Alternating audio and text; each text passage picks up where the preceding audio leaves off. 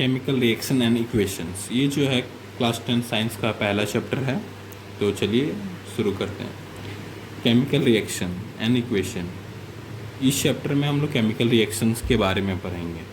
Chemical reaction कितने types के होते हैं, किस तरह के होते हैं, और केमिकल रिएक्शन को इक्वेशन में कैसे लिखें, इक्वेशन को लिखना, फिर इक्वेशन को बैलेंस करना, ये सब जो चीज़ें हैं वो इस चैप्टर में हम लोग पढ़ेंगे।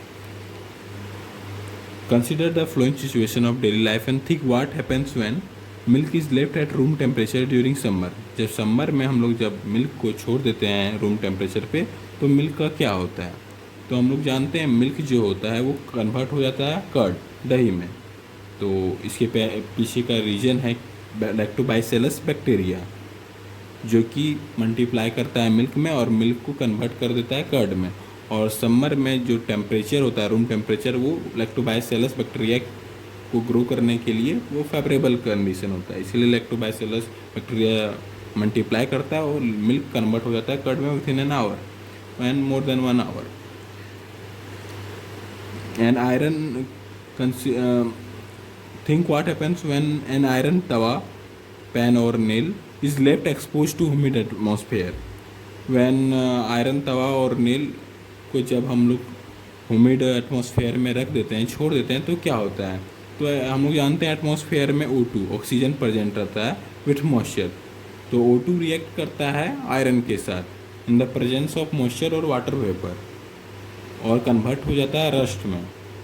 तो यहाँ पे केमिकल रिएक्शन होता है, क्योंकि केमिकल चेंज हो रहा है। जो आयरन है वो कन्वर्ट हो जा रहा है रस्ट में। Grapes get fermented. What happens when grapes get fermented? We know that fermentation is a process in which grape juice is converted into alcoholic beverages। तो इसमें जो ग्रेप जूस जो होता है वो कन्वर्ट हो जाता है इथेनॉल में। ईस्ट इसमें जो मदद करता है, और इथेनॉल और CO2 प्रोडक्ट बनता है। What happens when food is cooked? जब खाना बनता है तो क्या होता है। तो खाना में हम लोग को पता है कि हार्ड होता है और स्टार्च होता है, सेलुलोज नहीं स्टार्च होता है। वही स्टार्च जो होता है कुक होता है और सिंपल में कन्वर्ट हो जाता है, और हम लोग को खाने के लिए और आसानी हो जाता है। स्टार्च कन्वर्ट हो जाता है सिंपल सब्सटेंस में। Food gets digested in our body. What happens when food gets digested in our body. Food जो होता है वो कॉम्प्लेक्स सैचराइड्स होता है, डाइसैचराइड्स होता है, और स्टार्च और बहुत सारा चीज़ होता है जो कि कॉम्प्लेक्स होता है। तो वो हम लोग को बॉडी का डाइजेस्ट करने के लिए परेशानी होता है बॉडी को डाइजेस्ट करने में, इसीलिए बॉडी बहुत सारे जूस सिक्रेट करता है जो कि अलग अलग चीज़ जैसे कि कार्बोहाइड्रेट, फैट, प्रोटीन को डाइजेस्ट करता है। What happens when we respire. हम लोग जब रेस्पिरेशन करते हैं तो जो ग्लूकोज होता है जो कि हमारा खाने से मिलता है, वो ग्लूकोज ऑक्सीजन से टूटता है और कन्वर्ट हो जाता है वाटर में, एनर्जी में और कार्बन डाइऑक्साइड में। तो इन सब चीज़ों में जो अभी हमने पढ़ा, उन सब चीज़ों में केमिकल चेंज हो रहा है। एक सब्सटेंस दूसरे सब्सटेंस में चेंज हो रहा है, सब्सटेंस का आइडेंटिटी चेंज हो रहा है। तो इसीलिए ये सब केमिकल रिएक्शन कहलाएंगे, जहाँ पे केमिकल चेंज अकर हो रहा है, केमिकल चेंज हो रहा है, केमिकल सब्सटेंस का आइडेंटिटी चेंज हो रहा है। In all the above situation the nature and the identity of the initial substance have somewhat change. In जितना भी सारा है ऊपर में जो एग्जांपल दिया हुआ है, उसमें से आइडेंटिटी जो इनिशियल सब्सटेंस का आइडेंटिटी है वो कुछ चेंज हो गया है। जैसे कि यहाँ पे ग्लूकोज चेंज हो गया है, जो रेस्पिरेशन में ग्लूकोज चेंज हो जा रहा है कार्बन डाइऑक्साइड और वाटर में। यहाँ पे जो स्टार्च है वो सिंपलर सब्सटेंस में, फूड इज कुक्ड, यहाँ पे स्टार्च जो है वो सिंपल सब्सटेंस में कन्वर्ट हो जा रहा है। यहाँ पे कार्बोहाइड्रेट ये सब टूट रहा है और प्रोटीन वगैरह टूट रहा है और सिंपल सब्सटेंस में चेंज हो रहा है। यहाँ पे जो ग्रेप्स जूस है, जो ग्रेप जूस में जो ग्लूकोज है वो चेंज हो जा रहा है इथेनॉल में और कार्बन डाइऑक्साइड में। यहाँ पे जो आयरन है वो चेंज हो जा रहा है रस्ट में। यहाँ पे जो मिल्क है वो चेंज हो जा रहा है कर्ड में। सबका इनिशियल आइडेंटिटी चेंज हो जा रहा है। We have already learnt about physical and chemical changes of matter in our previous class। हम लोग प्रीवियस क्लास में पढ़ चुके हैं फिजिकल और केमिकल चेंज, मैटर का फिजिकल और chemical change. Whenever a chemical change occur, we can say that a chemical reaction has taken place। जहाँ पे भी केमिकल चेंज हो रहा है तो वहाँ पे हम लोग कह सकते हैं कि यहाँ पे केमिकल रिएक्शन हुआ है। इन सब में से केमिकल चेंज हो रहा है, आइडेंटिटी चेंज हुआ है, तो यहाँ पे हम लोग कह सकते हैं यहाँ पे केमिकल रिएक्शन हुआ है। You may perhaps be wondering as to what is actually meant by a chemical reaction. हम लोग सोच ही रहे होंगे, यहाँ पे आप सोच रहे होंगे कि केमिकल रिएक्शन होता क्या है। तो how do we come to know that a chemical reaction has takes place, हम लोग को कैसे पता चलेगा कि केमिकल रिएक्शन यहाँ पे हुआ है। Let us perform some activity to find the answer to this question. इस क्वेश्चन का आंसर फाइंड करने के लिए हम लोग कुछ एक्टिविटी परफॉर्म करते हैं। एक्टिविटी 1.1, इस एक्टिविटी में कहा गया है कि एक मैग्नीशियम रिबन लेना है, उसको क्लीन करना है सैंड पेपर से, और रिबन का जो लेंथ होना चाहिए वो 2 सेंटीमीटर होना चाहिए, और उस रिबन को टोंक से, चिमटा से पकड़ लेना है और उसको बर्नर में जलाना है। और ये जलाते समय याद रहे कि हम लोग जितना दूर रह सकते हैं उतना दूर रह के इसको जलाना है। तो मैग्नीशियम रिबन जो है हम लोग देखेंगे कि मैग्नीशियम रिबन जलेगा और ये एस कलेक्ट होगा, वो एस को कलेक्ट कर लेना है। एस जो बनेगा मैग्नीशियम रिबन के बर्न होने से, तो एस को कलेक्ट कर लेना है। तो यहाँ पे हम लोग व्हाट डू यू ऑब्जर्व, हम लोग ऑब्जर्व करेंगे जब वो एक्टिविटी एक्चुअल में परफॉर्म करेंगे, तो हम लोग ऑब्जर्व करेंगे कि ये मैग्नीशियम रिबन जो है वो O2 के साथ रिएक्ट कर रहा है। जो हम लोग का एटमॉस्फेयर में O2 है उसके साथ ये मैग्नीशियम रिबन रिएक्ट कर रहा है और मैग्नीशियम ऑक्साइड बन रहा है।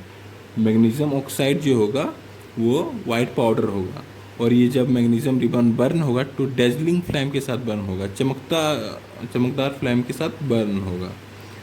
तो ये जो रिएक्शन जो यहाँ पे होगा वो ये रिएक्शन होगा Mg+O2 MgO। तो हम लोग ये रिएक्शन में देखेंगे कि Mg+O2 MgO मैग्नीशियम ऑक्साइड बन रहा है। तो हम लोग जानते हैं मैग्नीशियम का फॉर्मूला Mg होता है, ऑक्सीजन का O2 होता है और मैग्नीशियम ऑक्साइड का MgO होता है। और जब इसको लिखेंगे तो देखेंगे कि यहाँ पे ऑक्सीजन जो है, ऑक्सीजन का 2 एटम है, यहाँ पे सिर्फ ऑक्सीजन का 1 ही एटम है, इसीलिए इसको ऑक्सीजन का एटम ताकि यहाँ पे 2 आ जाए इसीलिए यहाँ पे 2 लिखेंगे, और यहाँ पे भी 2 मैग्नीशियम का एटम हो गया इसीलिए यहाँ पे भी 2 लिख देंगे। ये हो गया बैलेंसिंग ऑफ केमिकल इक्वेशन, ये हम लोग आगे पढ़ेंगे इसीलिए इसको छोड़ते हैं। मगर ये जो रिएक्शन जो होगा वो यही होगा, magnesium plus oxygen magnesium oxide, और इसका कलर वाइट होता है। Burning of a magnesium ribbon in air and collection of magnesium oxide in A watch glass, हम लोग मैग्नीशियम रिबन को बर्न करेंगे एयर के प्रेजेंस में, और जो मैग्नीशियम ऑक्साइड बनेगा उसको वाच ग्लास में कलेक्ट कर लेंगे।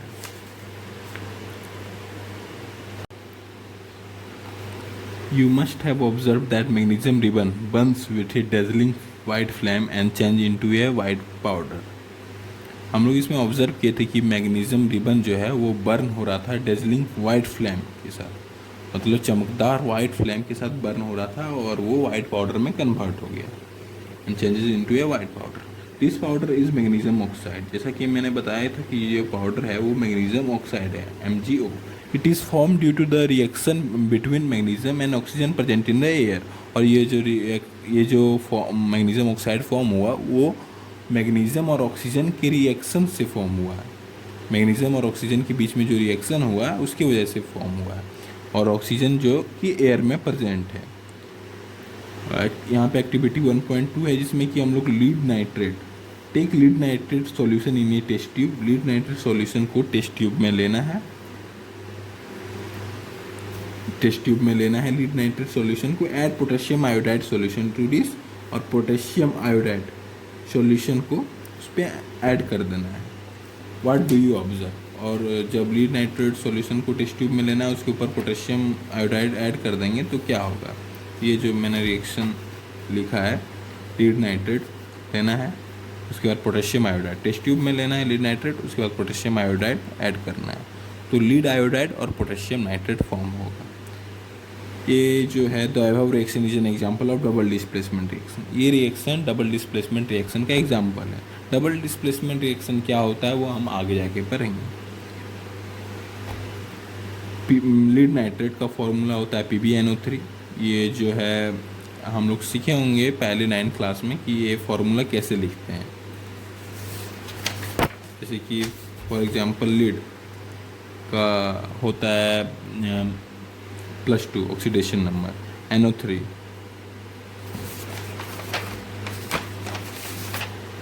का होता है -1 ऑक्सीडेशन नंबर। तो यहाँ पे ये शेयरिंग होता है, आप लोगों को पता ही होगा। तो PbNO3 इस तरह से हो जाता है। तो इसी तरह से कंपाउंड फॉर्म होता है PbNO3, पोटेशियम आयोडाइड, पोटेशियम का +1, आयोडाइड का -1। इसी तरह से हम Pb+2 तो PbI2 फॉर्म होता है, K+NO3- तो KNO3 फॉर्म होता है। तो ये सब lead nitrate, potassium iodide, lead iodide, potassium nitrate का फॉर्मूला ये सब होता है। वो फॉर्मूला लिखेंगे उसको। तो लीड नाइट्रेट से पोटेशियम नाइट्रेट फॉर्म होता है, लीड नाइट्रेट और पोटेशियम आयोडाइड। पोटेशियम जो होता है वो डिस्प्लेस हो जाता है, लीड को डिस्प्लेस करके नाइट्रेट के साथ रिएक्ट करता है और पोटेशियम नाइट्रेट फॉर्म करता है। और लीड जो होता है यहाँ पे पोटेशियम को डिस्प्लेस करके आयोडीन के साथ रिएक्ट करता है और लीड आयोडाइड बनाता है। ये जो लीड नाइट्रेट और पोटेशियम आयोडाइड होता है ये दोनों एक्वस होते हैं, और लीड आयोडाइड और पोटेशियम नाइट्रेट सॉलिड होते हैं।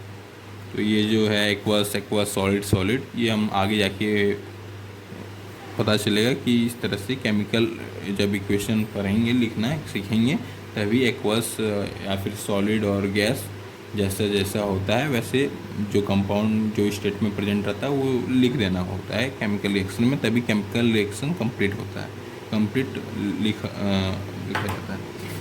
जैसे कि मैग्नीशियम, जब पिछला पार पढ़े थे, मैग्नीशियम रिएक्ट करता है ऑक्सीजन के साथ और मैग्नीशियम ऑक्साइड फॉर्म करता है। इसमें मैग्नीशियम ऑक्साइड जो होगा वो सॉलिड होगा और मैग्नीशियम भी सॉलिड होगा और ऑक्सीजन गैस होगा, गैस।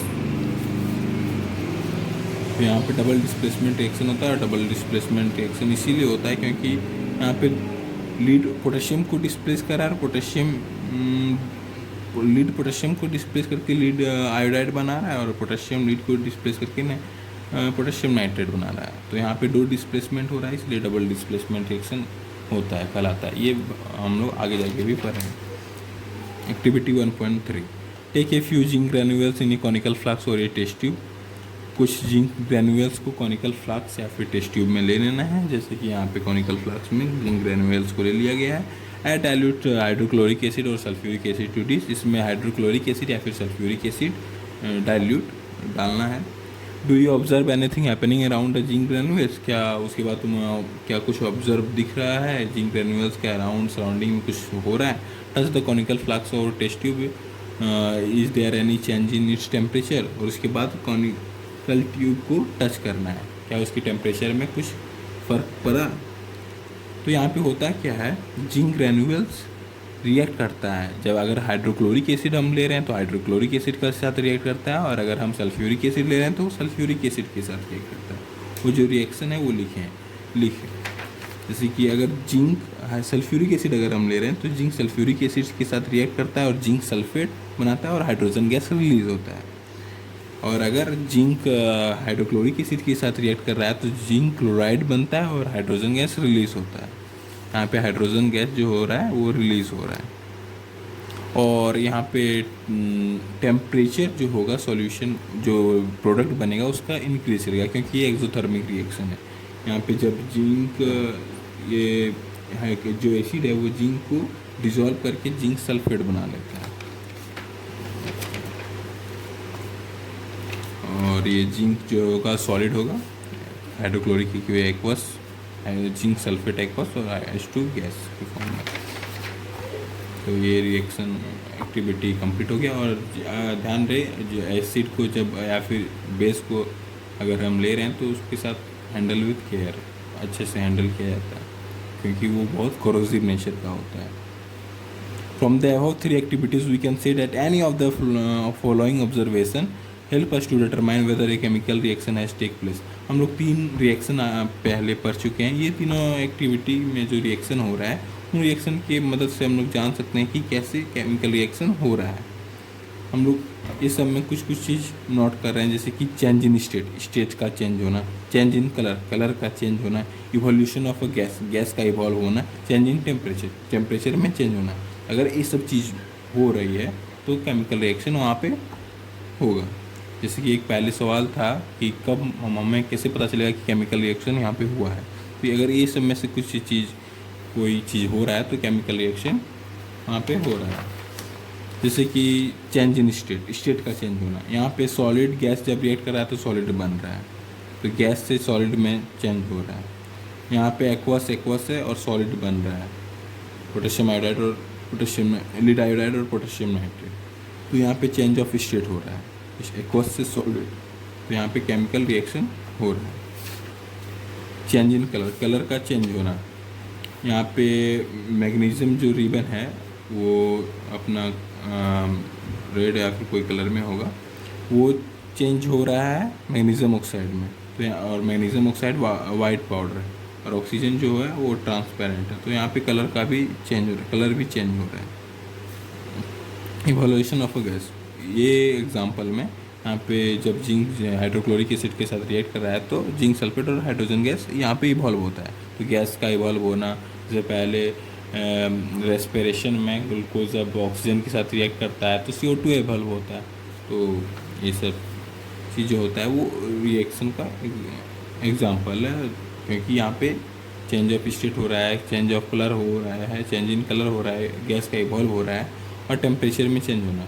हम लोग जानते हैं रिएक्शन दो तरह का होता है, एंडोथर्मिक, एक्सोथर्मिक। अगर टेम्परेचर को देखा जाए तो एंडोथर्मिक में टेम्परेचर हीट सराउंडिंग से लिया जाता है और एक्सोथर्मिक में सराउंडिंग में दिया जाता है।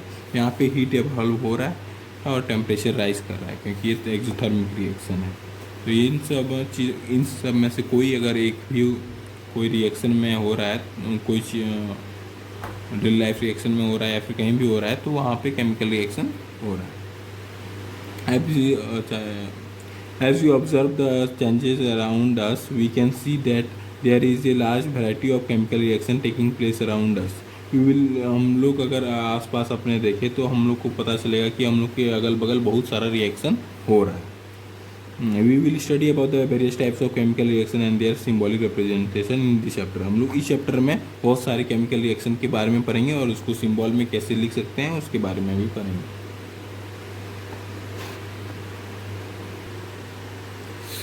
Activity 1.1 can be described as when a magnesium ribbon is burnt in oxygen, it gets converted to magnesium oxide. Activity 1.1 को हम लोग इस तरह से डिस्क्राइब कर सकते हैं कि जब हम लोग मैग्नीशियम रिबन को ऑक्सीजन के प्रेजेंस में बर्न करेंगे तो मैग्नीशियम जो है वो कन्वर्ट हो जाएगा मैग्नीशियम ऑक्साइड में। This description of a chemical reaction in a sentence form is quite long, it can be written in a short form. ये जो डिस्क्रिप्शन है यहाँ से यहाँ तक वो काफ़ी लंबा है, तो उसको हम शॉर्ट फॉर्म में लिख सकते हैं। The simplest way to do this is to write it in the form of a word equation. तो इसका सिंपल तरीका है कि हम इसे इस सेंटेंस को वर्ड के फॉर्म में, वर्ड इक्वेशन के फॉर्म में लिख दे। तो word equation for the above reaction would be, ये अबव रिएक्शन एक्टिविटी 1.1 में जो रिएक्शन हो रहा है उसके लिए वर्ड इक्वेशन जो होगा वो ये होगा, magnesium plus oxygen is converted into magnesium oxide. यहाँ पे मैग्नीशियम और ऑक्सीजन जो है वो रिएक्टेंट है और मैग्नीशियम ऑक्साइड जो बन रहा है वो प्रोडक्ट होगा। The substances that undergo chemical change in the reaction 1.1 magnesium and oxygen are the reactant. वही यहाँ पे जो सब्सटेंस जो रिएक्शन में पार्ट ले रहे हैं, जो चेंज हो रहे हैं वो रिएक्टेंट होंगे। तो यहाँ पे रिएक्टेंट जो है वो मैग्नीशियम और ऑक्सीजन है।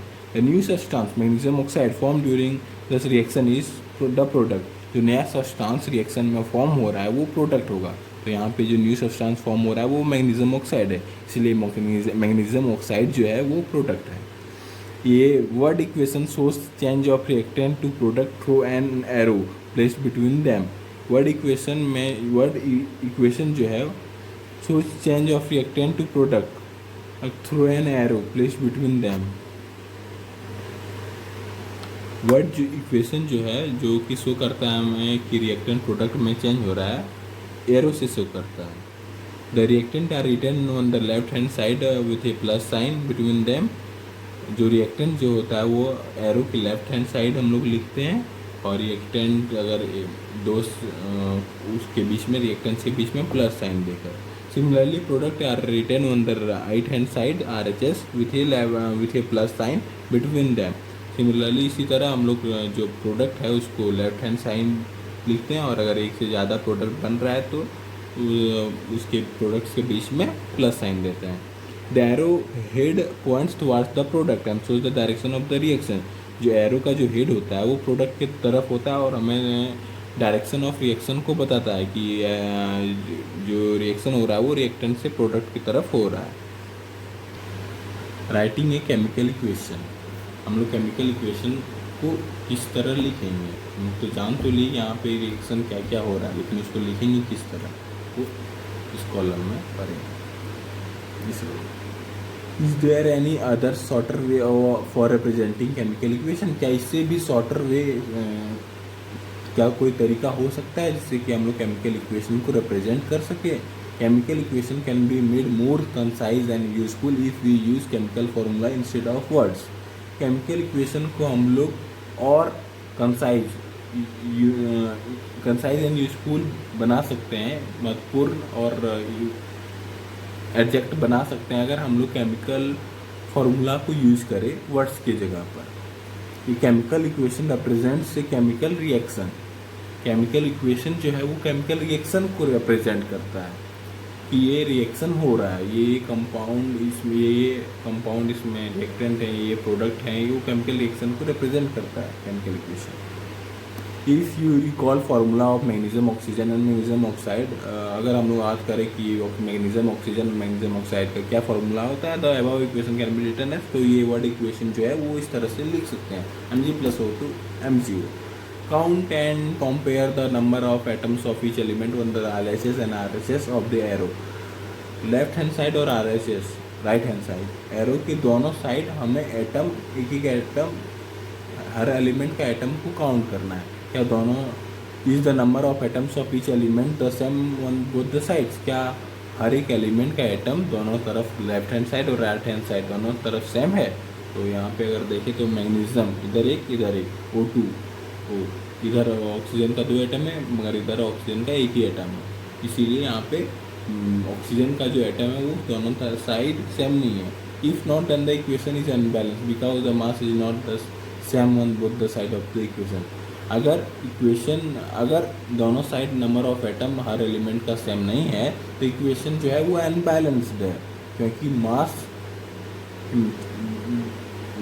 Because the mass is not the same on the both the side of the equation, क्योंकि मास जो दोनों साइड इक्वेशन का मास सेम नहीं है। यहाँ पे ऑक्सीजन का मास 32 है और यहाँ पे सिर्फ 16 है, और मैग्नीशियम तो है ही, तो यहाँ पे 16 ग्राम यूनिट कम हो गया है प्रोडक्ट। तो ये रिएक्शन अनबैलेंस्ड है और हम लोग जानते हैं in any reaction mass can neither be created not be destroyed. It is an description of conservation of mass. तो यहाँ पे मास कम हो जा रहा है, इसीलिए ये रिएक्शन जो है वो अनबैलेंस्ड है। Such chemical equation is a skeletal chemical equation for a reaction. इस तरह का जो रिएक्शन होता है इक्वेशन जो है वो स्केलेटल केमिकल इक्वेशन, कोई रिएक्शन का स्केलेटल केमिकल इक्वेशन है, मतलब रॉ फॉर्म में लिखा हुआ है इक्वेशन, मतलब ढांचा है, मतलब ये एलिमेंट इसमें है, ये एक मॉलिक्यूल और कंपाउंड रिएक्ट कर रहा है, ये बन रहा है, वो सिर्फ ये बताता है। Equation 1.2 is a skeletal chemical equation for the burning of magnesium in air. Equation 1.2 जो है वो स्केलेटल केमिकल इक्वेशन है, जो मैग्नीशियम बर्न होता है एयर में और मैग्नीशियम ऑक्साइड फॉर्म हो रहा है उसका। तो अगले पार्ट में हम लोग बैलेंसिंग केमिकल इक्वेशन पढ़ेंगे, किस तरह केमिकल इक्वेशन को बैलेंस कर सकते हैं, ये जो इक्वेशन अनबैलेंस है उसको कैसे बैलेंस करेंगे। तो मिलते हैं अगले पार्ट में।